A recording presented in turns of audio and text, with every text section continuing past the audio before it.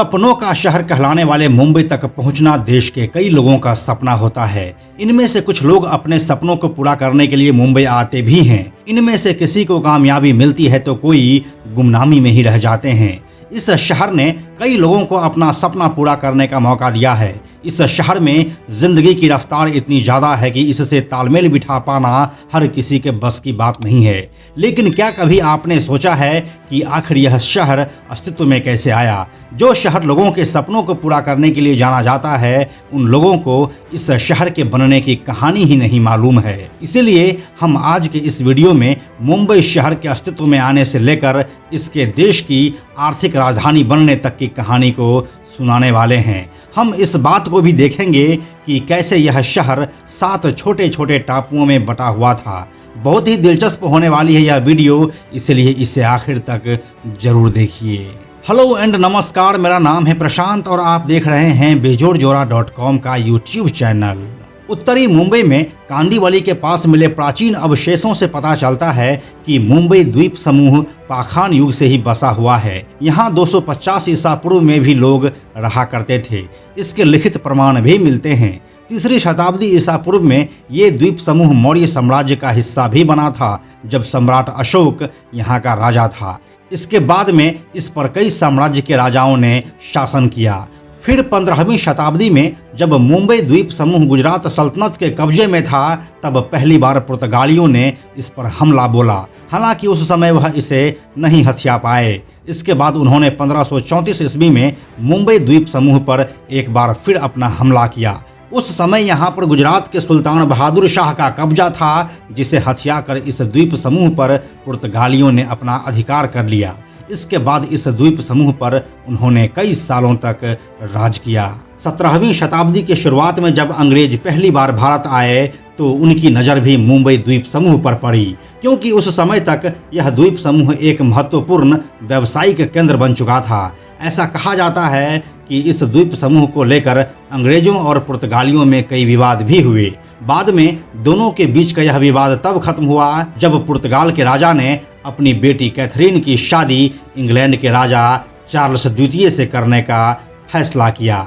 1661 ईस्वी में पुर्तगाल की राजकुमारी कैथरीन और इंग्लैंड के राजा चार्ल्स द्वितीय की शादी हो गई। असल में यह शादी एक विवाह संधि थी। वैसे तो इस शादी में पुर्तगाल ने इंग्लैंड को बहुत कुछ दिया, लेकिन सबसे जरूरी चीज जो उसने दी वो थी मुंबई द्वीप समूह। पुर्तगाल ने मुंबई को ही दहेज के रूप में इंग्लैंड के राजा को दे दिया। हालांकि बाद में चार्ल्स द्वितीय ने मुंबई द्वीप समूह को ईस्ट इंडिया कंपनी को मात्र 10 पाउंड प्रति वर्ष की दर पर लीज पर दे दिया। इस तरह अंग्रेजों का मुंबई पर कब्जा हुआ, जो भारत की आज़ादी तक बना रहा। साल 1670 के दौरान यहाँ कई फैक्ट्रीज बननी शुरू हुई और यहाँ पर एक प्रिंटिंग प्रेस का निर्माण भी हुआ और कंपनी के लोगों की सुरक्षा के लिए 1500 सैनिकों को भी यहाँ पर तैनात किया गया। यह बात जानकर शायद आपको आश्चर्य होगा कि साल 1661 में बम्बई में केवल 10,000 लोग ही रहते थे, लेकिन यहाँ लोग काम के दौरान मिलने वाली सुविधाओं को पाने के लिए आते थे और इसी के चलते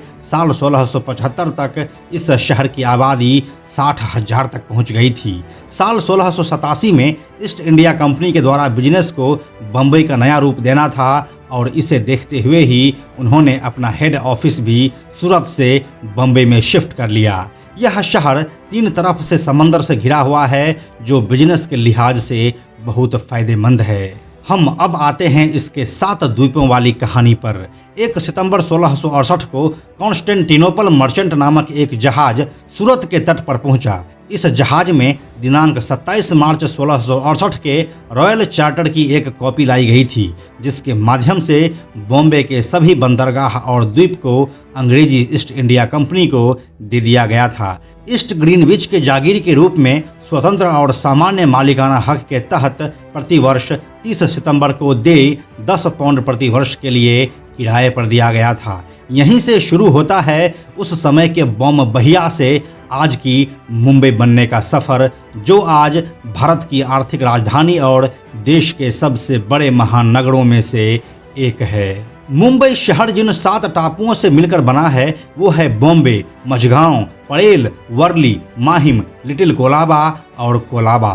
साल 1784 में बॉम्बे के सभी 7 द्वीपों को एक साथ जोड़ दिया गया। यह एक मेगा प्रोजेक्ट था। समुद्र के किनारे की वह जमीन जो पानी में डूबी थी, उसमें भराव करके उसे समुद्र के स्तर तक लाया गया। इसके बाद बॉम्बे के साथ लगे समंदर के ऐसे इलाके जहां से पानी अंदर आकर 7 टापुओं को अलग कर रहा था, उसे भरा गया। साल 1690 के कुछ समय बाद बॉम्बे और मझगांव के टापुओं के बीच उमर खाड़ी का वह पहला रास्ता बंद किया गया, जहां से समंदर का पानी अंदर आ रहा था। शहर में सबसे आखिर में जिन 2 टापुओं को जोड़ा गया वे थे कोलाबा और लिटिल कोलाबा। साल 1796 में कोलाबा द्वीप को एक कैंटोनमेंट जोन घोषित किया गया था। लोग वहां जाने के लिए नावों का इस्तेमाल करते थे। नाव पर भीड़ बहुत ज़्यादा हो जाती थी, जिसकी वजह से अक्सर ही दुर्घटनाएं हो जाया करती थी। इसके बाद बॉम्बे काउंसिल ने एक पुल बनाने का सुझाव दिया। इस पुल का निर्माण साल 1838 में पूरा किया गया था और दोनों द्वीपों को कोलाबा कॉजवे के द्वारा बॉम्बे से जोड़ दिया गया। इस तरह से लगभग 150-200 सालों के बाद इस शहर को पूरी तरह से बसाया गया था। साल 1955 के बाद जब बॉम्बे राज्य को पुनर्व्यवस्थित किया गया और भाषा के आधार पर इसे महाराष्ट्र और गुजरात राज्यों में बांटा गया, तब एक मांग उठी कि बॉम्बे को इन दोनों राज्यों से अलग कर दिया जाए और इसे दिल्ली और चंडीगढ़ की तरह ही एक केंद्र शासित प्रदेश यानी कि यूनियन टेरिटरी बनाया जाए। लेकिन लोकल विरोध की वजह से ऐसा संभव नहीं हो सका। फिर 1 मई 1960 को जब महाराष्ट्र राज्य का स्थापना हुआ तो इसकी राजधानी मुंबई को ही बनाया गया। समय के साथ सिर्फ शहर का नक्शा ही नहीं बदला, बल्कि इस शहर ने कई नाम भी देखे हैं। सबसे पहले इसे बॉम्बहिया के नाम से जाना जाता था। इसके बाद यह बॉम्बे हुआ और यह और छोटा होकर बॉम्बे बन गया। बीतते समय के साथ यह बम्बई हो गया और अंततः साल 1995 में जब महाराष्ट्र में शिवसेना की सरकार आई तो उसने मुंबा देवी के नाम पर इस शहर का नाम मुंबई रख दिया। आज यह शहर मुंबई के नाम से ही विश्वविख्यात है। तो यही थी इस शहर के बनने की कहानी, इसके कुछ दिलचस्प किस्से और मुंबई इस शहर का नाम कैसे पड़ा। यह जानकारी आपको कैसी लगी हमें कमेंट सेक्शन में लिखकर जरूर बताइए। हमें आपके कमेंट्स का इंतजार रहता है। अंत में एक और ज़रूरी बात, हमने बेजोड़ जोड़ा का एक टेलीग्राम चैनल भी बनाया है जहां आपको हमारे सारे वीडियोस के लिंक सबसे पहले मिल जाएंगे। इसलिए आप लोग टेलीग्राम पर भी हमसे जुड़ें। टेलीग्राम पर हमसे जुड़ने के लिए सिंपली आप टेलीग्राम ऐप के सर्च में जाकर बेजोड़ जोड़ा लिखिए और चैनल पर जाकर ज्वाइन बटन क्लिक कर दीजिए। आप हमसे जुड़ जाएंगे। यह वीडियो अगर आपको पसंद आया तो इसे लाइक और शेयर जरूर करें।